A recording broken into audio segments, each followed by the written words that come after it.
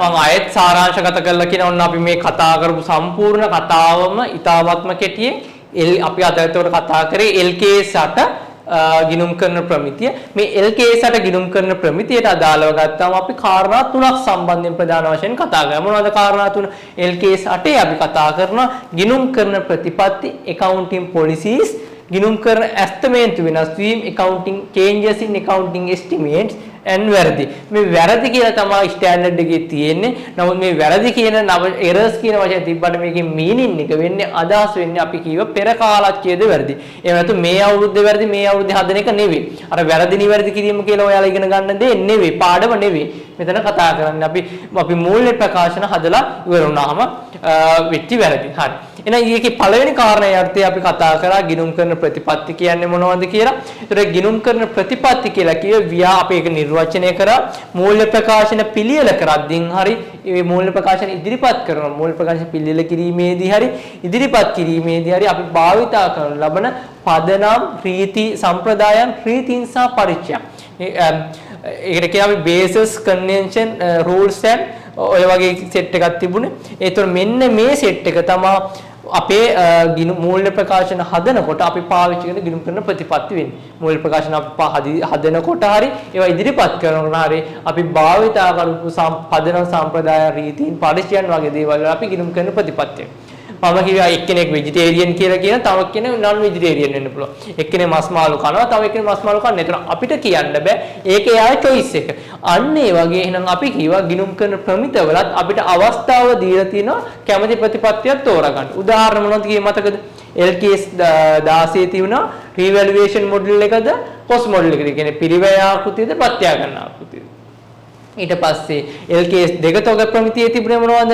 FIFO ද WACC ද අපි පාවිච්චි කරන. තොගගේ කිරීමට FIFO method එකද එහෙම නැත්නම් WACC බරිත සාමාන්‍ය ක්‍රමයේද පාවිච්චි කරන්න කියන එක. ඒතර අන්න ඒ වගේ ප්‍රතිපත්ති. ඒතර අන්න ඒ වගේ ප්‍රතිපත්තික සම්බන්ධයෙන් තමයි මෙතන කතා කරන්නේ.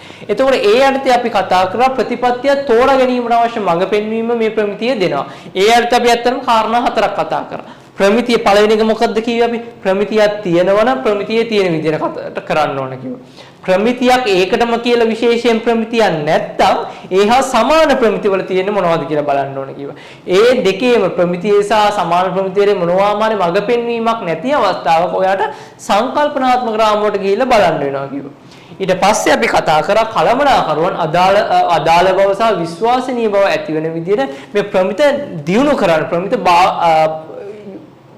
ප්‍රමිත තමන් වෙනුවෙන් ඩිවලොප් කරන්න සිද්ධ වෙන අවස්ථාව. එහෙම නැත්නම් ගොඩනැගීම සිදු කරන්න වෙන අවස්ථා සිදු තියෙනවා. අන්න ඒ වෙලාවේදී අපි සලකා බලන්න ඕන කාරණා මොනවද කියන එක අපි මේ අර්ථය කතා කරමු. ඊට පස්සේ අවසාන වශයෙන් අපි කියව ගිණුම් කරන ප්‍රතිපත්තිය වෙනස් කරන්න පුළුවන් අවස්ථා දෙකයි තියෙන්නේ. එක්ක ගිණුම් කරන ප්‍රතිපත්තිය ප්‍රමිතියක අවශ්‍යතාවයක් මත ප්‍රතිපදනේ ගිණුම් කරන ප්‍රතිපත්තියක් වෙනස් කරන්න පුළුවන්. එක්ක ප්‍රමිතියක අවශ්‍යතාවය එහෙමත් නැත්නම් කළමනාකරුවෝ වඩාත් අදාළ වූ හෝ විශ්වාසනීය වූ නියෝජන දෙන්න වෙනස් කරන්න ඕන කියලා තීරණය කරන වෙලාව. එතකොට අපි කියවා නිරන්තරයෙන් මෙහෙම ප්‍රතිපත්ති වෙනස් කරන්න බෑ. ඒක සංගතතාවයට හොඳ නැහැ. ඒක සංගතතාවයට හොඳ නැහැ. සංගතතාවයට හොඳ නැති වෙච්ච ගම සංසන්දනය කළ හැකි බව කියන ගුණාංගයට හොඳ නැහැ. ඒ කියන්නේ මේ ප්‍රධාන වශයෙන් ගත්තාම අර මූල්‍ය ප්‍රකාශන වල තියෙන ගුණාත්මක ගති ලක්ෂණ. වැඩි දියුණු කිරීමේ ගුණාත්මක ගති ලක්ෂණ වලට හොඳ නැහැ. ඒ නිසා ඒවා නිතර වෙනස් කරන්න එපා කියලා. වෙනස් කරන්න පුළුවන් අවස්ථා දෙක තමයි මේක. ඒතර මෙහෙම ගිණුම් කරන ප්‍රතිපත්තිය වෙනස් කරොත් එහෙම අපි පාවිච්චි කරන්න ඕන කියලා කියේ මොකද්ද මතකද? අතීතානුයෝගී විවහාරය. අතීතානුයෝගී විවහාරය මතකයි නේද? අතීතානුයෝගී විවහාරය කියලා කිව්වේ ඔයාලට මතක ඇති අපි කිව්වා අපි වෙනසක් කරපුවාම අපි සාමාන්‍ය ආදායම් සාමාන්‍ය මූල්‍ය ප්‍රකාශන හදද්දී තීරු දෙකයි හදන්නේ. මොකද්ද? ප්‍රවර්තන වර්ෂය සහ පෙර වර්ෂය. එහෙනම් අපි අතීතානුයෝගී විවහාරය කියලා කියන්නේ සංසන්දනාත්මක වර්ෂය. මේකට කියන අපි සංසන්දනාත්මක වර්ෂය. සංසන්දනාත්මක වර්ෂයේ ආරම්භක දිනයට ගිහිල්ලා අර වෙනස කරපු දවසේ ඉඳන් යන්න පුළුවන් උපරිමයටම යනවා. දැන් අපි උදාහරණයක් විදිහට මම කියව මතකති අපි පිරිවැය ආකෘතිය ඉඳන් ප්‍රත්‍යාගන්න ආකෘතියට පාවිච්චි. එහෙනම් අපි ව්‍යාපාරය පටන් අරන් අවුත් තියන්න අපි යන්න පුළුවන් උපරිමයටම යනවා. ගිහිල්ලා එදා ඉඳන් හදාන ඇවිල්ලා මේ සංසන්දනාත්මක මේවට දෙන්න මේ අවුරුද්දට කලින් අවුරුද්දේ මොකද සංසන්දනාත්මක අවුරුද්ද. සංසන්දනාත්මක අවුරුද්දේ ආරම්භක දවසට ඒකේ වැරද්ද නෙවෙයි ඇත්තටම සමුචිත බලපෑම ගලපනවා. අන්න ඒක තමයි අතීතානුයෝගී ව්‍යවහාරය කියලා කිව්වේ. ඒතර මේ අර්ථය අපි කතා කරා ඔයාලට මතක ඇති අතීතානුයෝගී ව්‍යවහාරේ ප්‍රායෝගික නොවන වෙලාවල් තියෙනවා. ඒතර ඒ වෙලාවල් වලදී කොහොමද කටයුතු කරන්න ඕනේ? මේකට අදාළව අපි හෙළිදරව් කරන්න ඕනේ මොනවද කියන එක අපි කතා කරා. මතකයි? right. ඊළඟට අපි කතා කරන්නව ඇස්තමේන්තු වෙනස් වීම. ඒතර අපි මෙතනදී ඉස්සෙල්ලාම කතා කරා ඇස්තමේන්තුවක් කියන්නේ මොකක්ද කියලා. ඊට පස්සේ අපි කිව්ව මතකද මම ප්‍රමිතියම ඔයාලට පෙන්නන ප්‍රමිතියෙම තියෙනවා ඇස්තමේන්තු භාවිතා කරන්නේ නැතුව අපි ගිණුම් කරන්න බෑ.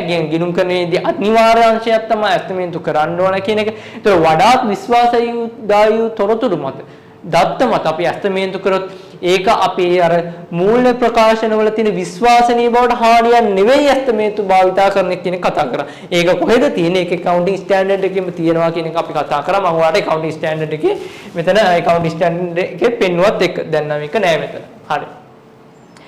ඊළඟට අපි කතා කරා මේ ඇස්තමේන්තු වලට අදාළ උදාහරණ. ප්‍රධාන වශයෙන් ඔයාලට වරදින තැනක් තමයි මම කිව්ව ඇස්තමේන්තුවක් තමයි ෂෙයා ක්‍රමය කියන්නේ. මොකද LKS 16 දී කියන්නේ ෂෙයා ක්‍රමය තීරණය කරන්න ඕනේ අනාගත ආර්ථික ප්‍රතිලාභෙන රටාව අනුව. ගොඩක් අය හිතාගෙන ඉන්න ෂෙයා ක්‍රමය සරල මාර්ග ක්‍රමයේද හීනවන ශේෂ ක්‍රමයේද එහෙම නැත්නම් නිෂ්පාදන ඒක ක්‍රමයේද මේක තීරණය කරන්නේ ගිණුම් කරන ප්‍රතිපත්තියක් කියන්නේ නෑ ප්‍රතිපත්තියක් නෙවෙයි.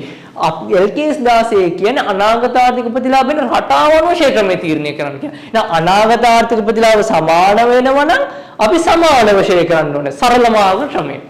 අනාගත ආර්ථික ප්‍රතිලාභ එන්න අඩු වෙනවා නම් ෂෙයා කරද්දිත් එන්න අඩු වෙන්න ෂෙයා කරන්න ඕනේ. එහෙනම් හීනවන ශේෂ්ඨම. එහෙනම් අනාගත ආර්ථික ප්‍රතිලාභ එන්නේ කොහොමද කියලා අපිට ඇස්තමේන්තු කරන්න එපා. එහෙනම් අන්න ඒක ගිණුම් කරන ඇස්තමේන්තුවක් එහෙම නැත්නම් ගිණුම් කරන ප්‍රතිපත්තියක් නෙවෙයි.